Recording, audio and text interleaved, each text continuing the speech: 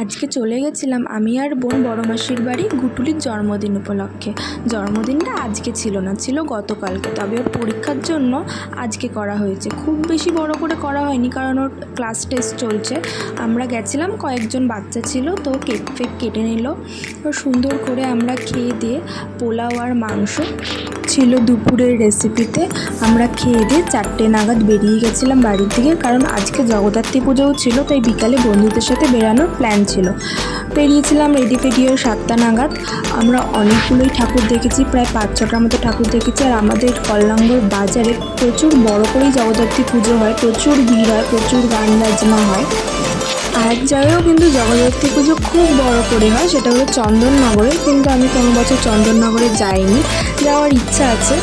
যাই হোক, তো ঘুরে টুরে আমরা প্রায় 10:30-11টা নাগাদ বাড়ি ঢুকে যাই। অস্মিতা আর রাতুল আগেই চলে গেছিলো, ওদের লেট হয়ে যাচ্ছিলো বলে। আজকের দিনটা খুবই ভালো গেছে। দেখা হবে নেক্সট ভিডিওতে।